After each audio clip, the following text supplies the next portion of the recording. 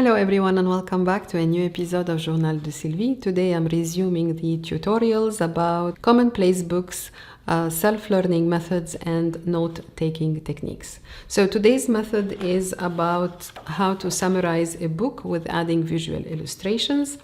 And as we are used to, we will probably start by asking a few questions to make it easy to follow along. Well, the first question we have is who can benefit from this technique? Well, it works perfectly for any general knowledge seeker, teachers, students, parents that like to work with their children with projects related to knowledge, and also homeschoolers. And the second question will be, what are the benefits of even considering this method? Why do I need to summarize a book and add visuals to it? Well, it's a very powerful tool to transform passive reading into active learning. So benefits will be, first of all, you will have a better retention because you basically remember more. Once you condense ideas, it forces your brain to process it and reorganize it, and this in general strengthens the memory. The second benefit is also that you will have a faster review later, because now this summary serves as a quick reference guide that you can revisit in minutes rather than going back and reread many chapters. And number three, it improves your comprehension because summarizing reveals what you truly understand and what you need to revisit.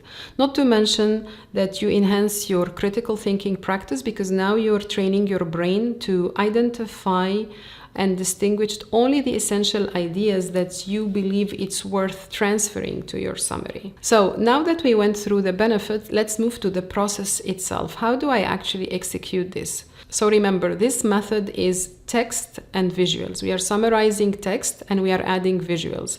So let's see the process of adding the text. So for the text, I will take one step back and say, okay, we need to have the book first, right? We are in the process of reading a book. And this book can be a very basic visually illustrated book. These ones here are 2 volumes taken from my childhood encyclopedic collection, Je Découvre. I personally find them very useful. I continue to read them even as an adult because they are very informative and simplified.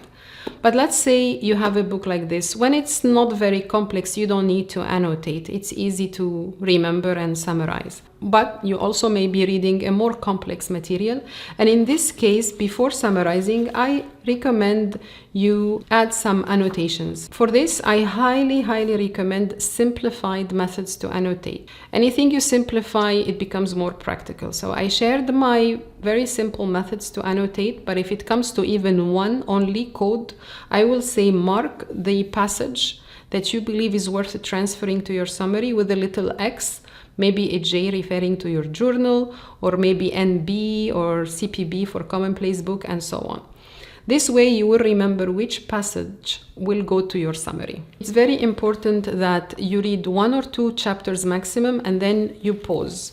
You stop reading and take a break, go grab your notebook and your pen and start the summary. Because maybe after you finish the entire book, you feel the task of summarizing it a bit overwhelming. So let's do this. Let's pause after 1 or 2 chapters, depending on the complexity, and start the summary. Okay, and also this mini break will give you the chance to digest it. Right? Really process it. So now we move to the step of adding the actual text into my notebook. I will share with you 3 quick ones. The first one is a direct copy of few sentences from the paragraph I identified as key information, and I will go and direct copy few sentences of it. So basically a summarized form of this paragraph. Make sure to add a title because this will serve you later when you index your material. Okay, so that's a direct copy. You don't need to worry about any rephrasing. The second way is to add bullets. We probably all agree that when you have keywords in a bullet format, whether they are alphabetically or numerically sorted, it's much easier to read it and remember what was the keyword related to that topic if you compare this with a very lengthy condensed paragraph. So make sure that you organize your thoughts in form of bullets. And the third method, which I find and I use quite frequently, is I shape my sentence as if it's a formula. When you put your ideas into formula, it's like a sequence of certain events or sequence of inputs or ideas that leads to a given conclusion.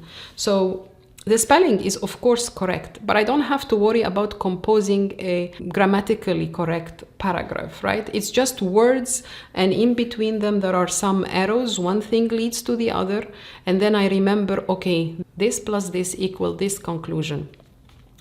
When you revisit the information, this is very easy because we all get lazy sometimes to go through all the material again. But if I see it in the shape of a formula or an equation, it's much easier to read. These are the three main ways to add the text: a very summarized title, paragraph, bullet points, or formula-shaped sentence. Now, when it comes to visual illustration, let me make a quick disclaimer. The level of complexity varies, right? So the minimum is we add a very small sketch, ideally to be annotated sketch. So it's self-explanatory, but this can go from a simple sketch all the way to a very rich artistic collage, depending if this is something you enjoy doing and it makes your self-learning journey more enjoyable. But, and there is plenty of material nowadays that allow you to do this, okay? So we're talking here, the minimum is a simple sketch. Why do we even consider adding these visuals?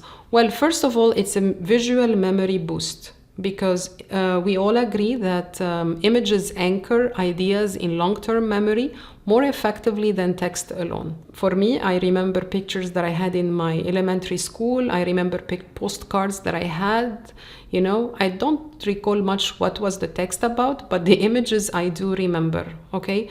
So it's the same way when you add it. Another benefit, very important, it gives you a better understanding to dissect complex concepts, because a very complex topic, when you draw a diagram or maybe a timeline, a mind map, you really simplify this dense material to a much more easier visual form to understand it. This is the greatest benefit of adding visuals. And finally, I will say in general, it does keep the motivation, you know, because now the learning project feels more creative, enjoyable. It's also helping us to remain engaged, because visuals help learners in general. If we have reading difficulties or we just attention challenges, very typical nowadays. So when you add the visuals, it keeps all the members involved are engaged. And before leaving visuals, I would like to say that visuals are sketching,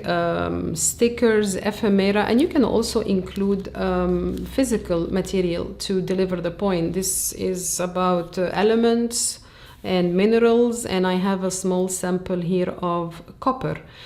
And that's another idea that you can go as creative as much as you want. And finally, if I look from page 1 all the way to page 39, so if we compress these 39 pages, they are exactly the summary of these 2 volumes. So you have 39 pages for 2 books, and that only means that complex books, when you refine and condense them into few pages, the material feel manageable. So I highly encourage you to build your own library, a library of personalized learning journals, and it will be a great tool to track the progress, spark a curiosity, and you will have your own library of quick summaries that enable you to revisit the information anytime. Not to mention, it will enhance your general knowledge, elevate your conversation, and make the entire self-learning journey much more enjoyable.